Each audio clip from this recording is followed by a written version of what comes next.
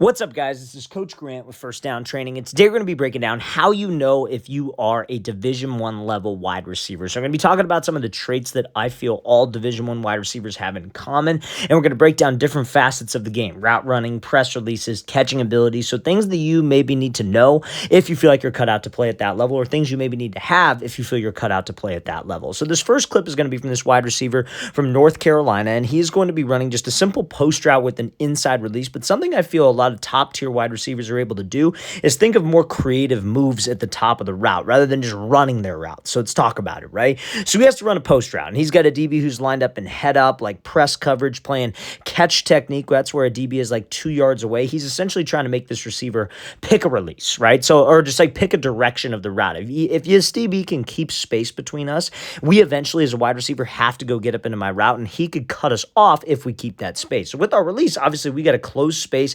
We got to try to bring that line of scrimmage to him, give him some type of move outside. Because again, if he's in head up press, he's giving me a two-way go. He's giving me the inside release or the outside release. Now, sometimes a DB could change up what he's doing. He could show head up and then jump to the inside, and we have to react as a wide receiver. But this DB stays head up. So when we close the space with him, if we're running an inside breaking route, yes, I would love an inside release. If we're running an outside breaking route, yes, we'd love an outside release. It kind of just depends on the route when he stays head up. So this wide receiver gives a move outside. He takes this inside release. So obviously, anytime when I'm facing man-to-man coverage, my goal always is to stack over the top of the DB. We want him trailing directly behind me, because when he's trailing directly behind me, I could get space. So rather than him just cutting off of his right foot right here, he uses a move called a rocker step. So if you're a receiver who at the top of the route, you're consistently using this type of move, this is what you see a lot of top-tier wide receivers do nowadays at the college level. So a rocker step is like, again, if you take an inside release from the numbers, you could potentially obviously run a corner route, because if you're going to run like a corner from the numbers, you're probably not going to take an outside release because that's not enough room for your QB.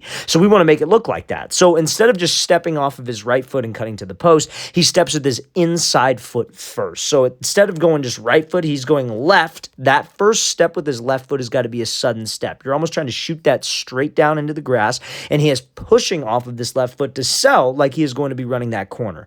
And notice how when he takes that step, his hips, his shoulders, his head, everything is acting like he is running that corner route. And that's what gets him separation with this DB. So guys, first trait I feel that all D1 wide receivers have to have, or at least have in common, is they're more creative at the top of the break. It's not just a single cut. It's not just like they're dropping their hips. It's not just a speed cut.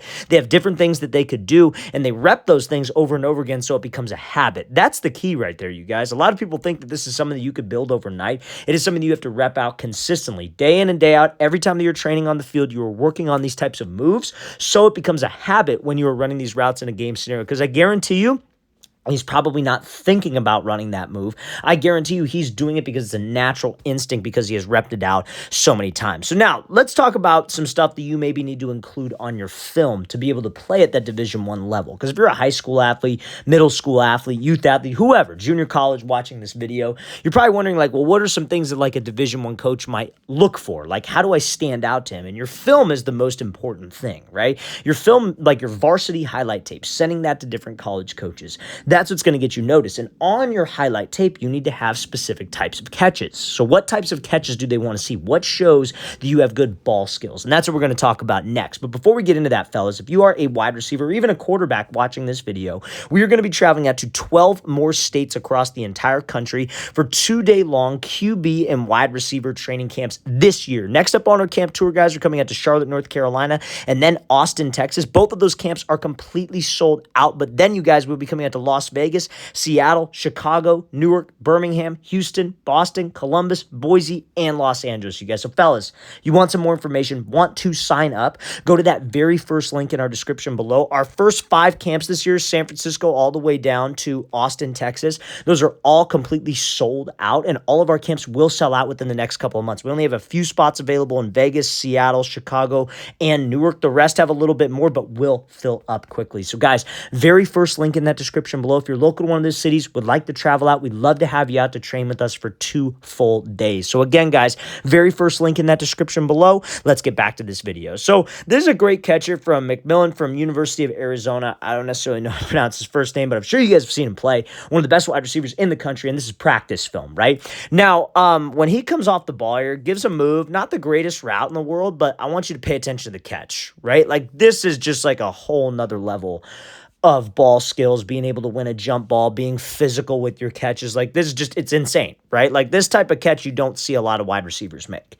Now, am I saying that to be able to play at the Division I level, you need to make these types of catches? No. But you need to make some hard catches, if that makes sense. So even if you're just a consistent guy who can win on a jump ball, if you're a guy who could go over the middle and catch while getting hit, if you're a guy that's catching like a deep fade ball where it's tight coverage and you have to make a diving catch or something like that, all of those things, I would consider those hard catches. And hard catches are the things that college coaches look for when it comes to ball skills. They don't want to see a receiver who just can only catch the ball when he's wide open. They want to see a receiver who maybe sometimes they don't get a ton of separation. At the next level, you're going to be going up against very talented DBs and very talented competition. The coverage isn't going to be as bad as what you're seeing in high school or middle school ball, so can you still finish the play? And if you could finish the play and you could showcase that you can make those tough catches, that is one of the best ways to stand out to a Division I level wide receiver coach. This is a great example from McMillan winning that jump ball fade in the back corner of the end zone. So now, this is a great example of something that I feel all top-tier wide receivers are able to do as well. And I think this is something that even high school wide receivers, middle school, youth wide receivers, you guys can all learn from this because you guys will all be put in these situations at one point or another, whether it's at a camp, whether you're doing one-on-ones at a practice, whatever it is. And this is going to be getting comfortable taking a release opposite of where your route is. So this wide receiver is going to be running a corner route, right? So ideally, what would we like? This is like more of like an off-man coverage look. This is a deep corner. This is like an 18 to 20-yard corner, and this DB is sitting at about like 7 to 8 yards. So we got to still go past him. We can't just run at him and then go run our corner. We're going to have to close the space with him and then take an outside or inside release and try to stack him. Remember, we talked about stacking. That's where the DB is trailing behind me.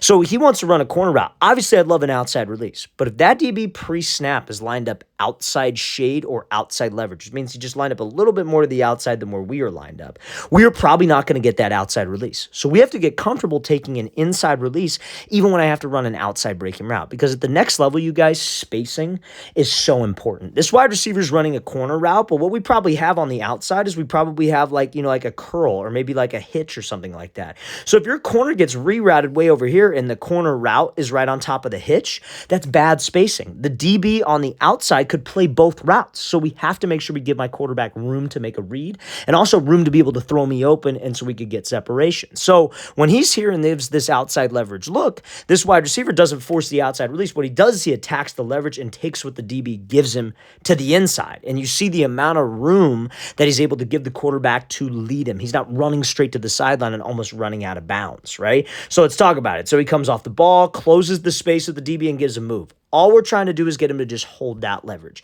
Hold him to the outside so we could take the inside release. And then when we take that inside release, what's our primary goal? We want to be able to stack this dude. A lot of receivers are super uncomfortable with this. And they're not uncomfortable with it because when they take the inside release, if they stack the DB, great. You give them a move. That's easy to get separation like this wide receiver does right here. But a lot of guys are uncomfortable with it because what if this DB's running right at your hip? What do? You got to have a plan for that. You could take this hand, put it on the back of his shoulder, back of his hip, and work something called a throw by and slip under him.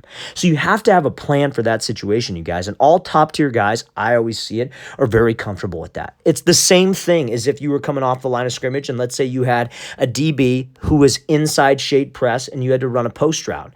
You would probably give him a move inside, take the outside release, try to stack him, and then go give your move. So it's just one of those things where you have to be comfortable releasing opposite of where your route is breaking. And at the next level, they're going to require that from you. You can no longer force that corner route and get rerouted to the sideline. It's not going to work, especially against top-tier DBs.